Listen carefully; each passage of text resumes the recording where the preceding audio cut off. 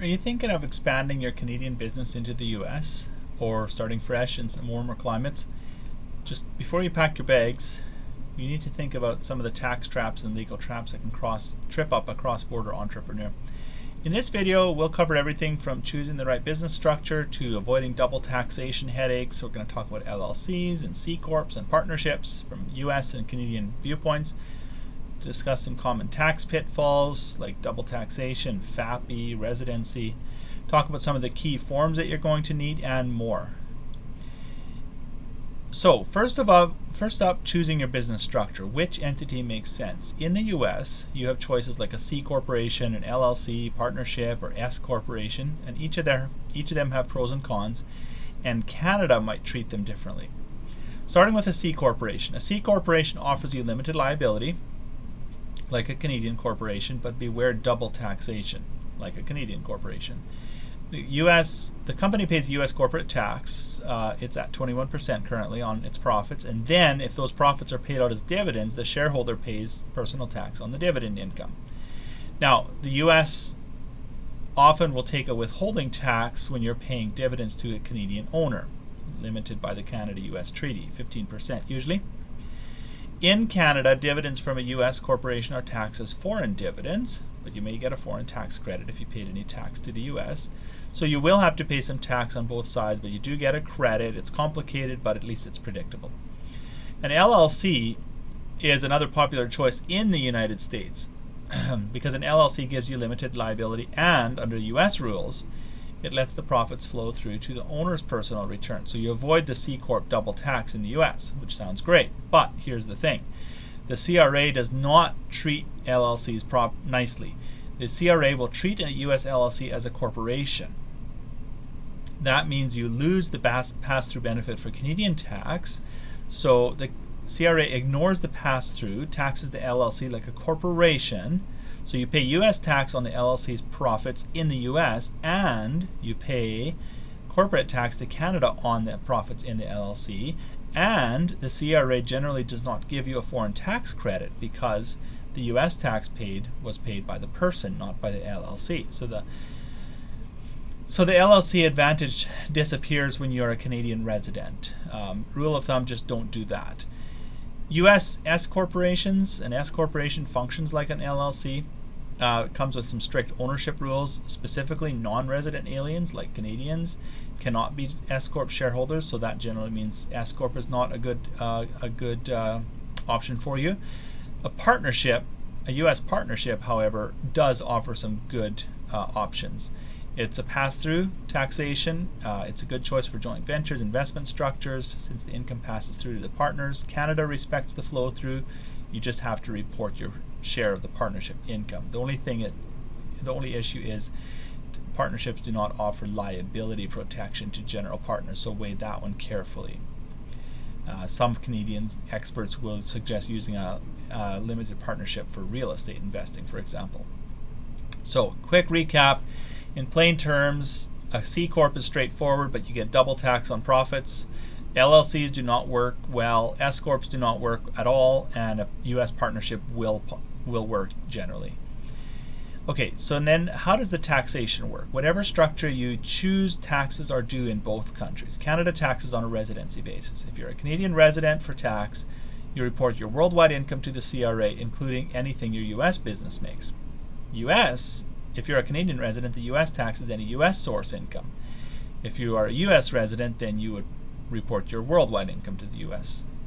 So the good news is the Canada-U.S. tax treaty helps you avoid the double taxation.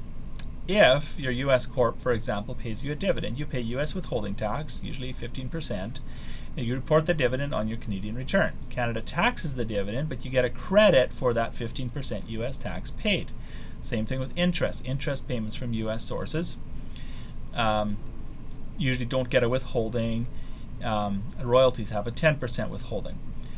So the tip here is to claim the treaty benefits. Foreign entities often need to submit a W-8BE form to the U.S. payer that certifies that you're a Canadian or foreign company and lets you get reduced withholding rates. Some other common tax pitfalls you need to talk about. We talked about the LLCs already. There's foreign accrual property income. that we need to think about from the Canadian side. So if the U.S. corporation that you have controls passive income like interest, rent, dividends, royalties, then Canada's FAPI rules come into play. FAPI, foreign accrual property income, FAPI, basically forces you to report that income on your Canadian return every year, even if you didn't take the money out of the company. You do get to reduce the FAPI inclusion by the U.S. tax paid, but it's tricky. Passive rental income in the U.S. company will cause Canada to tax it now rather than later when you pull the money out of your company. This means you cannot leave passive earnings overseas tax-free. So in general, this is why you don't usually put real estate in a corporation in the U.S. when you're a Canadian resident. Keep track of your residency. You can accidentally become a U.S. tax resident if you spend 183 days or more in the U.S. There's also substantial presence tests, which looks at where your house is, where your belongings are, and so forth. But if you become considered a U.S. resident, you're going to have to file your regular U.S. Form 1040, report all your worldwide income to the IRS. You still get to claim foreign tax credits, but your filing and requirements go up a bit more. Structural decisions, what do you need? If you have an entity in the U.S., you probably are going to need to get an EIN. That's the U.S. equivalent of a Canadian BN or business number. An EIN, employee identification number, you need. If you form a U.S. corporation, and more than 25% of that is foreign owned, 25% or more is foreign owned. So if you own it, it's 100% foreign owned. You're going to have to file an IRS Form 5472. This is a big form. Reports all the reportable transactions between the foreign owner and the U.S. company. If you forget this form, there's some substantial penalties that come along with it. So you have to make sure to get that 5472 form filed with your U.S. corporation. Don't forget your U.S. corporate forms, of course. If it's a C-Corp, you're going to file an 1120. If it's a partnership, you're going to file a 1065. And then don't forget the state income tax returns. So most states in the U.S. Have their own separate forms, own separate reporting to their own separate departments of revenue. So you've got to make sure that you're doing that. The other thing is in Canada. In Canada, you own a U.S. company, and that will trigger some foreign reporting in the U.S. in Canada. So you have to file often a Form T1134 if a Canadian corporation owns a U.S. company. That U.S. company is a foreign affiliate, and you need to file T1134, reporting assets and activity between the two companies. And here again, the penalty is going to be quite hefty for missing these T1134s. Now, if you as an individual or the corporation own more than 100,000 Canadian in specified foreign property, then you have to file a T1135. Penalties are substantial if you forget these. Are you seeing a theme here? Penalties are substantial with most things in foreign tax. And then, of course, there's a variety of forms where it's used to claim foreign tax credits. So, in conclusion, as a Canadian, starting a U.S. company can seem pretty exciting. There might be some good profit opportunities. There might be a new adventure for you, but the cross-border tax rules really are a minefield if you don't tread carefully. You've got entity choices, you've got hidden taxes, you've got paperwork to juggle.